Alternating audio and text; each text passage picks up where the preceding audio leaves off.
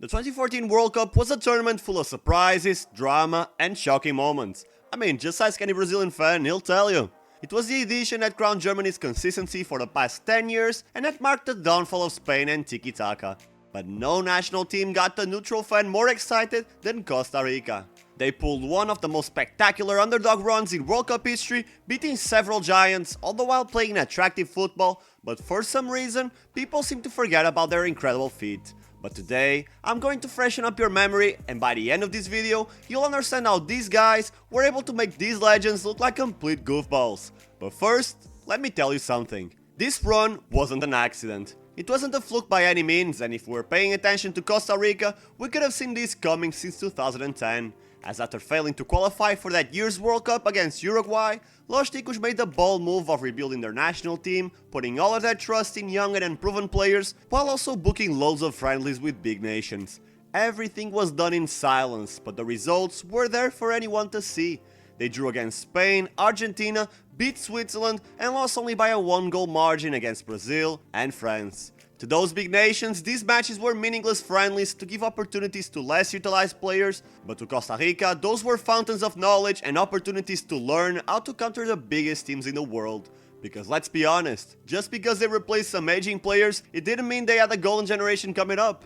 Still, those players were enough to get the job done during qualifying, and this time, Los Ticos were able to qualify without having to go through the playoffs. They didn't set the world on fire, but they were rock solid at home, winning every single match, and they only finished second due to some bad results against the USA and Honduras. So following the 2010 absence, the Costa Ricans were back to the most important tournament in the world. Now all they needed was a good draw and nope.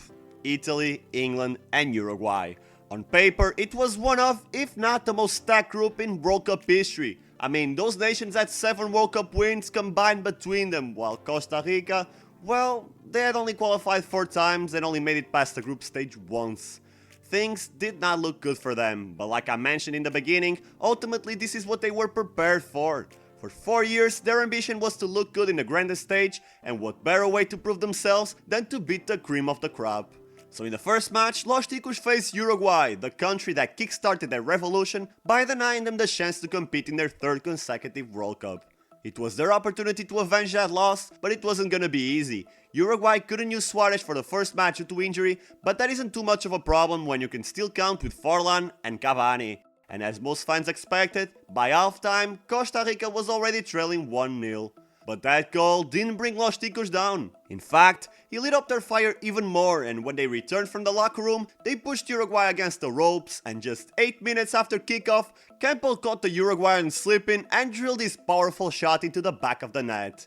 For any team of Costa Rica's level, the next logical move would be to slow the game down and try to guarantee that important point, but nope. These guys were hungry for more. They smelled blood on the water, kept pressuring Uruguay, and just 4 minutes later, they caught Muslera again, this time with a header. The world was in shock. One of the strongest teams was being ripped apart by the fragile Costa Rica. No matter how hard Uruguay tried to bounce back, they were always countered, and the more they attacked, the more vulnerable they became in the back. And if there was still any doubt that Los Ticos were the superior team, Marco Renga dissipated them all, and just 1 minute after coming on, he scored this goal to seal that historic victory. It was an unforgettable night that excited us all, but we knew that Italy were no joke. They had just beat England in a great match, and a win over Costa Rica would make up for their embarrassment in 2010. But the Italians didn't come with the right mindset for this match. For a team with a 5-man midfield composed by the likes of Pirlo, Marchisio, Mota and others, it was a stupid move to just punt long balls into Balotelli, hoping he would score. The Italians had no fear of the Costa Ricans though. They weren't intimidated at all by what happened to Uruguay, and it cost them, as this time it was Los Ticos who were going to half-time leading, courtesy of a controversial Brian Ruiz goal. The Italians were furious, they couldn't possibly be humiliated again. After all, they had a clearly superior team, and if they attacked a lot, they would eventually score. But you see, they weren't prepared for one thing. One legend on the rise. Keylor Navas. 45 minutes passed, the Costa Rican wall stood tall, and just like that, Los Ticos were into the round of 16. What followed after was a dull 0-0 affair against England. Costa Rica didn't show the same intensity as in the past two matches, since they simply wanted to avoid a loss so they could top the group, while the three Lions were completely demoralized and on their way out after two losses against Uruguay and Italy. This result granted them the first place and a much easier matchup on paper against Greece, but ironically, this would be perhaps their toughest match in the entire competition. Remember what I said about their preparation? About facing stronger sides in friendlies? Well, by doing so, Costa Rica kinda became a one-trick pony. They let their opponents have the ball, build their play up front, and then catch them off guard and hope to score. But what they didn't account for is they would be facing Greece, a team who won an international tournament playing way more defensively than Costa Rica, and to make it worse, they were now managed by Fernando Santos, a guy who would play defensively even if he was coaching Real Madrid against a team from a retirement home. Still, Greece was no joke. This was the second time in a row they were making it past the group stage in an international tournament, and they had some interesting names from Europe's top leagues, like Theofanis Gekas, Socrates Papastopoulos, and Georgios Samaras, while also keeping some of the 2004 veterans in their squad as well. It was the ultimate underdog battle, but it wasn't that exciting to watch, at least during the first half, as both teams were afraid of taking control of the game. But after the halftime break, Costa Rica came energized and decided to attack more, leading to a Brian Ruiz goal. However, that goal was the wake-up call the Greeks needed, and they fully took control of the match from that point on. Shots after shots after shots by the Greeks, but to no avail, as Keylor Navas stopped them all, except this one.